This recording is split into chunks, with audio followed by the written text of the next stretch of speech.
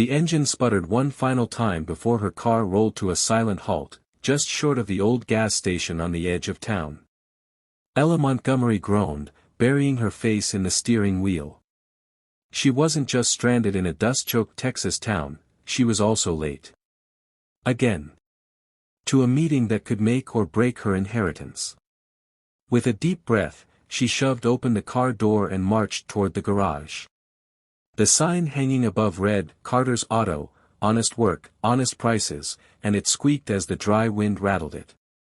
The place was quiet except for the clink of metal and the low hum of country music coming from inside. She stepped in and cleared her throat. A man emerged from beneath a lifted truck, grease smudging his cheek and sweat making his shirt cling to his back. He was lean, his hands rough from work, and his eyes, when they met hers, were a warm brown, steady and kind. "Car trouble?" he asked, wiping his hands. "I think it just gave up on life," Ella muttered. He chuckled. "Let's take a look." 15 minutes later, he gave her the verdict: the alternator was shot, and he didn't have the part in stock. Could get it by tomorrow, maybe the day after. She sighed. "Of course. Look, I have a strange question." He raised a brow. "I need a favor. And I'll pay you." Now both brows went up. "Go on." She hesitated, then said quickly, "I need a fake husband. Just for a weekend. It's for my grandfather's will. If I don't show up married, I lose everything." He believed in family above all, and I panicked and said I eloped. "The reading of the will is tomorrow. I need someone. Anyone." The mechanic blinked. "And you thought of me? You were the only human in 100 miles who wasn't trying to sell me something."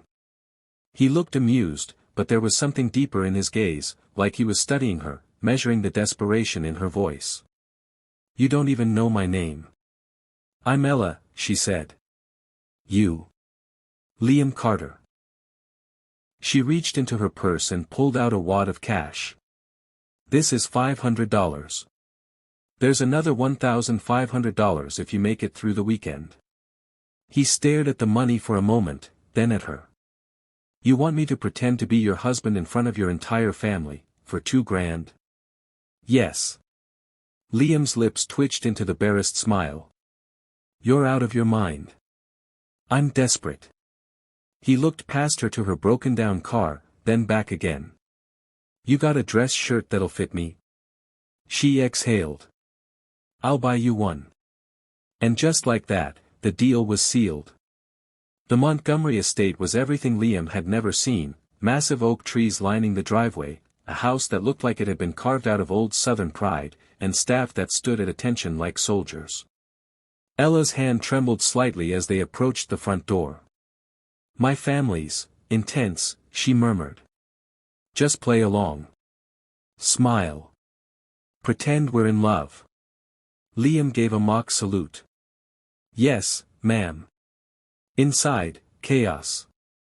Cousins, aunts, uncles. All buzzing around like bees to honey. But then, the room fell silent. "Ella," said a tall man with steely gray hair. Her uncle, it turned out. "You brought someone." "This is my husband," she said, her voice high-pitched. "Liam." Uncle Richard looked him up and down like he was something stuck to his shoe. "A mechanic?" "An honest mechanic," Liam replied smoothly. There were murmurs, some stifled laughter.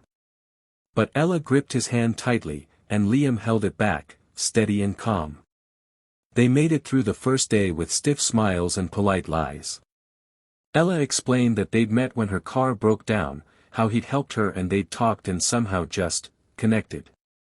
Most didn't believe it, but Liam charmed her younger cousins with stories about old cars and races he never actually ran, and the older women with his gentlemanly "yes my ms" and pulled-out chairs. That night, in the guest room, Liam slept on the couch while Ella lay in bed, staring at the ceiling. "You're doing great," she whispered into the dark. "I'm glad I could help," came his reply. Why did you say yes? A pause. Then, my dad started this shop before he passed. It's all I've got. Business is slow. Your money might get me through the winter. She turned toward him. I'm sorry. He shrugged in the dark. You're not the first person to pay me to fix something. Ella smiled. You're not fixing a car this time. No, he said softly. I'm fixing a heart, maybe. Something in her chest tightened. By the second day, something shifted. They laughed more. Her touch lingered longer. Liam, who'd always believed rich people lived in a different universe, found himself drawn to her wit, her dry humor, the vulnerability behind her confident facade. And Ella saw something in Liam she hadn't seen in anyone in years, sincerity. At dinner, her grandmother, who'd barely spoken since her stroke, reached out and took Liam's hand. You remind me of my Henry, she whispered. It stunned the whole table. The old woman hadn't said a word in months. Ella's eyes filled with tears. Later that night, as they stood on the balcony watching the stars, she said, "Thank you for being here." "I'm starting to be glad I came," he said, and his voice caught slightly. She turned to him. "I lied before.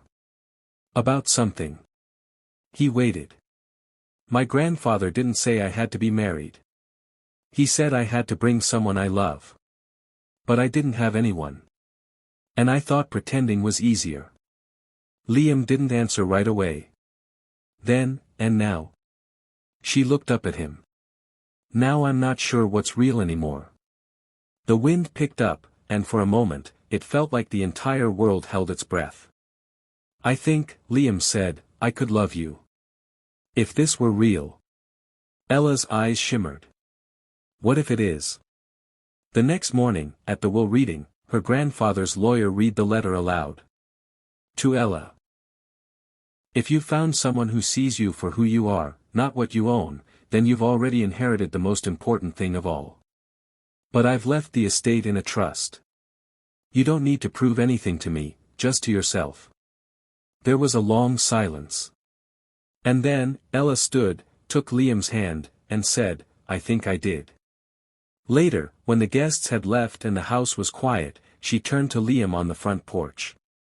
"So," she said, "do I still owe you the other $1,500? He looked at her, really looked. "Only if I get to spend it taking you on a real date." Ella laughed, tears streaking down her cheeks. "That might be the best deal I've ever made."